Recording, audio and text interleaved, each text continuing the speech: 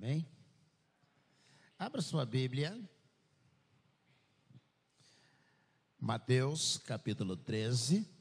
Não se preocupe com a hora. Vou terminar na hora.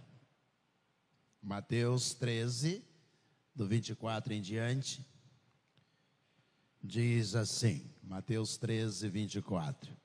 Jesus lhes propôs outra parábola, dizendo: o reino dos céus é semelhante a um homem que semeou boa semente no seu campo, mas enquanto todos estavam dormindo, veio o inimigo deles, semeou o joio no meio do trigo e foi embora.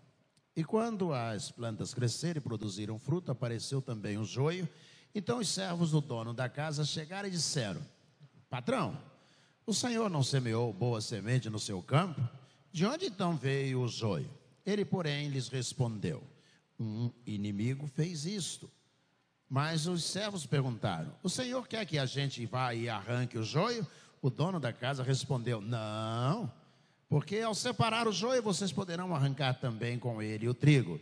Deixem que cresçam juntos até a colheita, e no tempo da colheita direi aos ceifeiros: ajuntem primeiro o joio e amarrem-no em feixes para ser queimado, mas recolham o trigo no meu celeiro. Senhor, coloca, ó Deus, essa palavra e o que o Senhor tem reservado para cada um de nós no nosso coração. Nós oramos em nome de Jesus. Amém. Amém. Se você observar, o semeador da semente boa e o semeador da semente ruim, o mal, ou má, se preferir, a concordância de gênero, ele, na verdade, está no singular. Um homem semeou a semente, boa semente, no seu campo. E aí ele vai dormir e os seus servos vão dormir também. Mas está no singular. E enquanto todos estavam dormindo, veio o inimigo dele, um inimigo, que também está no singular, veio e semeou a semente ruim no seu campo, nesse caso, o joio no seu campo. Então, quando despertaram do sono e foram verificar o campo, havia trigo e joio começando a espigar, a aparecer. E eles perceberam, agora todos juntos perceberam e foram conversar com aquele que semeou.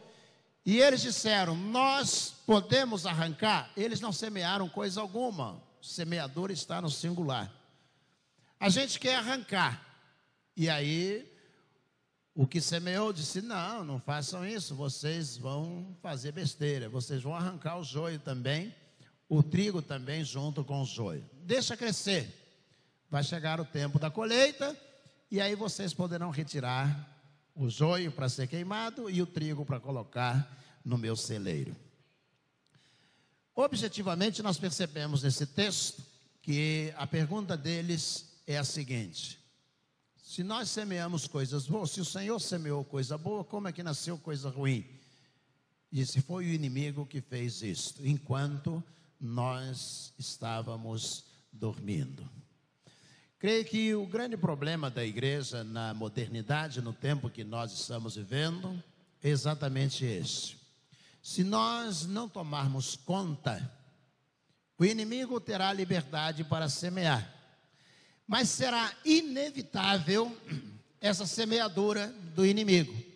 Ele sempre vai semear alguma coisa, mudando toda a sua estratégia. Porque se você olhar na parábola anterior, a partir do versículo 24, diz assim: e contou-lhes outra parábola. Na parábola anterior, ele fala que o semeador saiu para semear sozinho. Parte caiu entre as pedras, parte caiu entre os espinhos, parte foi comida pelos pássaros e outra parte caiu em terra boa. Mas nessa parábola, Jesus resolve contar uma segunda parábola, dizendo: o semeador saiu outra vez, ele saiu para semear, semeou no seu campo, só semente boa. Enquanto todos dormiam, o inimigo veio e semeou. A mudança de estratégia do diabo, ao longo dos séculos, busca resultado que seja satisfatório para o reino das trevas. Ele vai semeando de tal maneira que você vai se afastando e perdendo a visão do reino de Deus. Você vai caminhando achando que, porque a realidade mudou, as circunstâncias mudaram, que você também pode mudar conceitos que são fundamentais para o cristianismo. E você perde a visão do reino de Deus. Eu lembro de uma história contada por um dos maiores escritores que nós temos, o Rubem Alves, já faleceu o Rubem Alves, tive a oportunidade de ouvi-lo algumas vezes, mas ele contava uma história, diz que havia um galo que forte, gostava de cantar ao amanhecer, e a raposa doida para comer aquele galo, de fazer aquele galo a sua refeição. Então diz Rubem Alves que um dia a raposa se aproximou, e ela cada vez que se aproximava, mais passava daquele limite de segurança, o galo levantava voo e ia embora, para longe da raposa. Então a raposa mudou a estratégia dela, diz Rubem Alves, se aproximou sorrateiramente, ficou uma distância do galo e disse ao galo: você é um dos maiores cantores que eu já ouvi. E o galo, todo gaboso, orgulhoso do elogio, disse: é mesmo? E de olho na raposa. E diz Rubem Alves, e disse-lhe a raposa: só que você não consegue cantar igual seu pai cantava. E a raposa, embevecida com o elogio, mas desejosa de cantar como o pai cantava, e perguntou à raposa, o galo perguntou à raposa: e como é que meu pai cantava? Disse: o seu pai, ele sabia música de cor.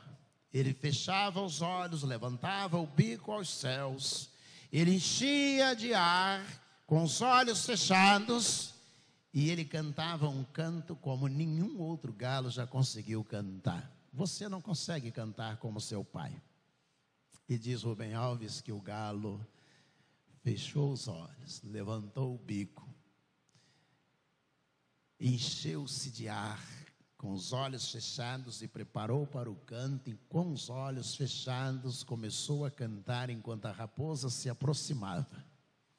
Então diz Rubem Alves, e aquele foi o fim daquele galo.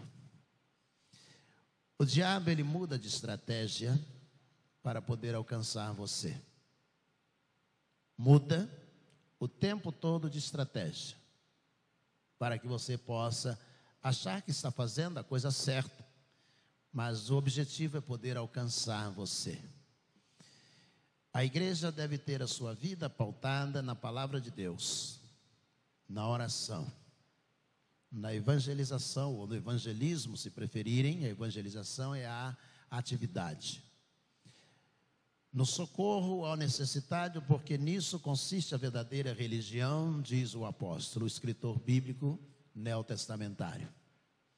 A igreja deve aplicar o amor acima de todas as coisas. Esta é uma verdadeira igreja.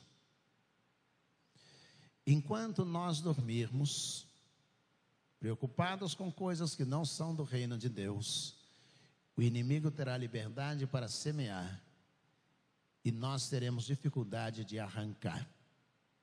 Ninguém consegue arrancar um adúltero do meio de uma igreja.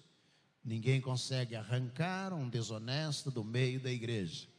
Ninguém consegue arrancar a semente lançada pelo diabo no meio da igreja. Jesus disse na parábola, diz: deixa crescer, vai chegar o dia do juízo final. Vocês façam o seguinte, recolham aquilo que é do reino dos céus. O papel nosso como igreja será recolher aquilo que é do reino dos céus. Recolham oração, estudo bíblico, evangelismo, assistência social, amor ao próximo. Tudo que você puder juntar para a sua vida, você um dia poderá colocar no celeiro. Não se preocupe com aquele que está errado. Não viva em função dele e não vá segui-lo, porque o diabo muda a estratégia dele para alcançar você. E quantas pessoas nos dias em que nós estamos vivendo estão fazendo tantas coisas, achando que estão fazendo aquilo que Deus quer. É fundamental. Jesus, quando os discípulos, Jesus está para subir aos céus, diz aos discípulos, eles estão esperando, Jesus diz a eles assim: ide por todo o mundo, pregai o evangelho a toda criatura. Todo aquele que crer e for batizado será salvo, mas quem não crê está condenado. Eu imagino os apóstolos com os braços cruzados, esperando um grande discurso, uma grande mensagem. Jesus disse: o evangelho é simples. As palavras de Jesus são simples. A Bíblia é simples. O culto é simples. A adoração é simples. Mas se nós dormirmos, vamos achar que tudo isso está errado. O inimigo vai semear outras coisas para nos induzir a acharmos que estamos errados, que precisamos de mais alguma coisa. Deixa eu encerrar com uma citação do apóstolo Paulo aos Gálatas.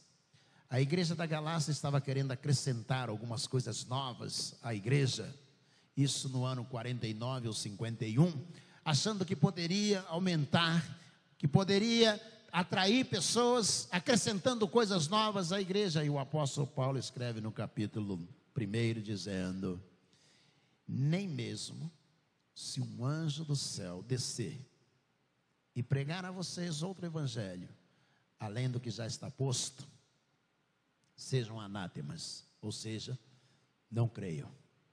Nem mesmo se um anjo vier do céu. Igreja é coisa simples, lugar de adoração, simplesmente adorar ao Senhor.